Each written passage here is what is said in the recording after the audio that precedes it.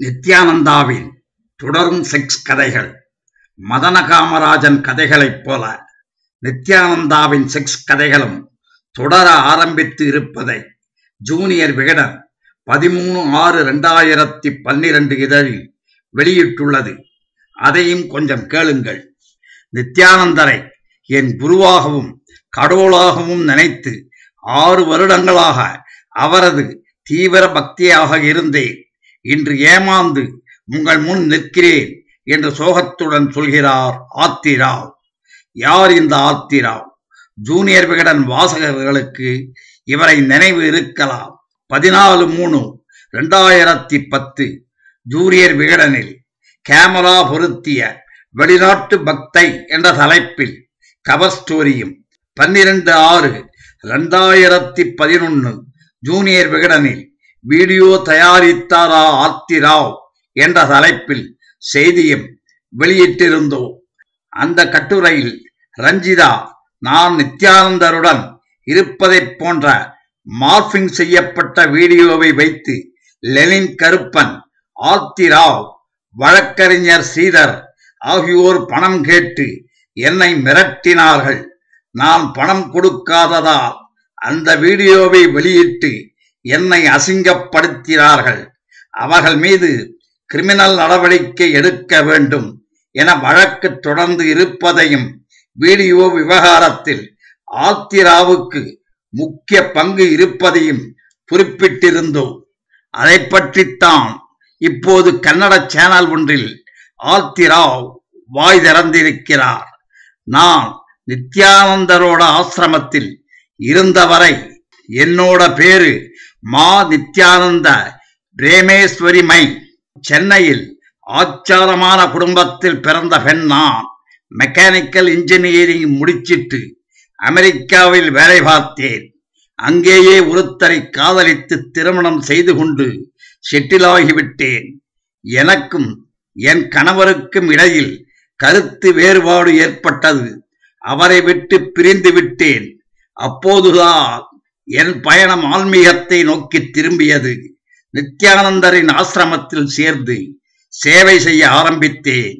உனக்கு சீக்கிரமே ஜீவன் முக்தி கிடைக்க ஏற்பாடு செய்கிறேன் என்று சொல்லி நித்யானந்தர் என்னை செக்சுவலாக பயன்படுத்திக் கொள்ள ஆரம்பித்தார். இது தப்பு என்று நான் அவரிடம் சொன்னபோது, கண்ணன் ராதை போல நாம் இருக்கணும், அப்போதுதான் சீக்கிரமே ஜீவமுக்தியை அடைய முடியும் என்று சொல்லி என்னை சமாதானப்படுத்தினார். அவர் சொன்னதை நானும் நம்பினேன். லெனின் கருப்பன் என்னிடம் ஜீவமுக்தி என்று பொய் சொல்லி நித்யானந்தர் ஏமாற்றுகிறார் என்று சொன்னார். அதை பொய் என்று நிரூபிக்க வேண்டும் என்று நினைத்தேன். அந்த சமயத்தில் நித்யானந்தரின் அறையை சுத்தம் செய்யும் பணி எனக்கு கொடுக்கப்பட்டது. நித்யானந்தரின் அறைக்குள் இருக்கிற ஏர் பியூரிஃபையர் மெஷினுக்குள் ரகசிய கேமரா ஒன்றை நான் பொருத்தி வைத்தேன். 2 நாட்கள் கழித்து அந்த கேமராவை எடுத்து ஓடவிட்டு பார்த்தபோது எனக்கு அதிர்ச்சியாகவும் வேதனையாகவும் இருந்தது. கேமராவை வேறு யாராவது வைத்திருந்தால் கூட நான் அதை மார்பிங் என்று நினைத்திருப்பேன். நானே வைத்ததால் என்னால் சமாதானம் அடைய முடியவில்லை. உடனே ஆசிரமத்தை விட்டு வெளியேறிவிட்டேன் என்கிறார் ஆத்திராவ். குற்றச்சாட்டுக்கு நித்யானந்தா என்ன சொல்கிறார்? கடந்த 2004ஆம் ஆண்டு கொடிய பால்வினை நோயால் பாதிக்கப்பட்டு அதற்காக சிகிச்சை எடுத்துக் கொள்வதற்காகத்தான் ஆத்திராவ் என்றவன் எங்கள் ஆசிரமத்துக்கு வந்தார். ஆசிரமத்தில் ஒரு பக்தையாகத்தான் வந்து போனாரே தவிர அவருக்கு எந்த பொறுப்பும் கொடுக்கப்படவில்லை.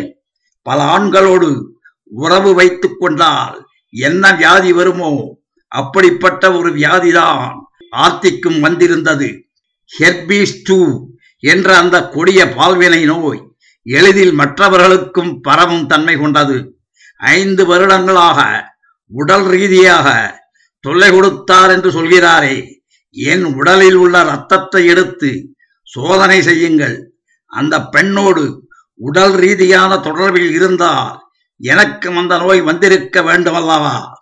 அமெரிக்காவில் குழந்தைகளுக்கு செக்ஸ் டார்ச்சர் கொடுத்ததாக அவர் மீது வழக்கு பதிவு செய்யப்பட்டிருக்கிறது. அமெரிக்காவிலும் இந்தியாவிலும் நித்யானந்தரின் பெயரை பயன்படுத்தி பல்வேறு மோசடிகளை செய்திருக்கிறார். அவர் ஒரு ஃப்ராட். அமெரிக்க போலீஸ் மற்றும் நீதிமன்றத்தால் தேடப்படும் குற்றவாளி. இன்று வரை அவர் தலைமறைவு வாழ்க்கைதான் வாழ்ந்து வருகிறார். லெலின் கருப்பனோடு சேர்ந்து ஆசிரமத்தின் சொத்துக்களை அபகரிக்க முயற்சி செய்தார். பொய்யான ஒரு வீடியோவை தயாரித்து ரஞ்சிதாவை மிரட்டியிருக்கிறார். ரஞ்சிதாவும் அப்போதே போலீசில் புகார் செய்து நீதிமன்றத்திலும் வழக்கு தொடர்ந்து இருக்கிறார். இப்போது நான் மதுரை ஆதீனமாக பொறுப்பு ஏற்றுக்கொண்டதை பொறுத்துக் கொள்ள முடியாத சிலர்தான் இந்த ஆத்திராவை தூண்டிவிட்டு எனக்கு எதிராக பேச வைத்திருக்கிறார்கள். ஆத்திரா விவகாரத்தை சிபிஐயிடம் ஒப்படைக்க வேண்டும் என்கிறார் நித்யானந்தா. தலை சுற்றுதடா சாமி. இப்படி முடித்திருக்கிறார்கள் ஜூனியர் விகடனில். பெட்டி செய்தி ஒன்று. நிரூபரா வக்கீலா? பீடதியிலே நடந்த பத்திரிகையாளர் சந்திப்பில் நித்யானந்தா ஆங்கிலத்தில் பேச நிரூபர்கள் கன்னடத்தில் பேசும்படி கேட்டுக்கொண்டனர். தனது வேட்டி 120 நாடுகளில் நேரடியாக ஒலிபரப்பாவதால் ஆங்கிலத்தில் பேசுவதாக சொன்னார்.